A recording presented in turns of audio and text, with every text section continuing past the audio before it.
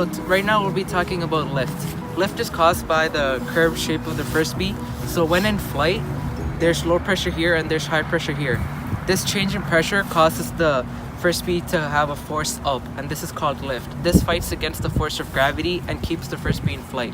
Without lift, what would happen to the frisbee is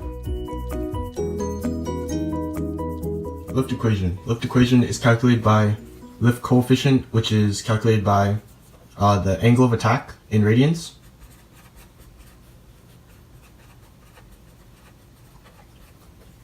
Times pi times 2. And then lift equation times the density of the air times squared velocity over 2 times the surface area of the wing, or in this case, the frisbee. For an example, assume the angle of attack in degrees is 9 degrees. So that puts the lift equation at 1 times the density, which is 1.23 kilograms per cubic meter, times the velocity, which in average is 14 meters per second. Square that, divided by 2, and then multiplied by the area, which is 0.05, that's standard, and then that equals to about 6 newtons of force. So in this clip, we'll be talking about why it's important to rotate a frisbee as we throw it. If we rotate a frisbee as we throw it to make sure the frisbee is stabilized and to make sure it goes where we want it to go. The main reason of why this occurs is something known as gyroscopic inertia. This is similar to Newton's law of inertia, as something that's in motion will resist the change in motion, and something that is still will resist the change to make it move.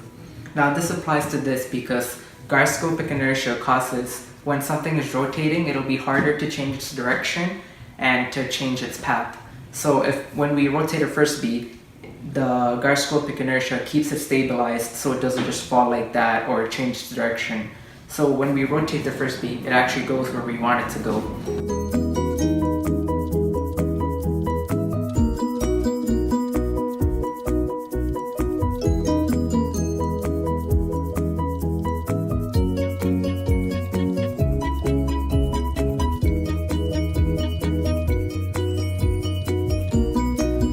Drag is the force that is fighting against velocity. When you throw it, you're putting power into it, but the air resistance, for example wind, causes the frisbee to be pushed back.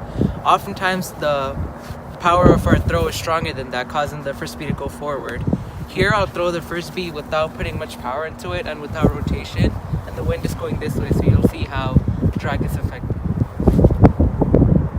You see how it kind of came back after it's going forward? That's due to drag. In summary, we learned many things about frisbees. I can list them here. First one was lift. Then we learned about rotation. Third, drag. And fourth, angle of attack.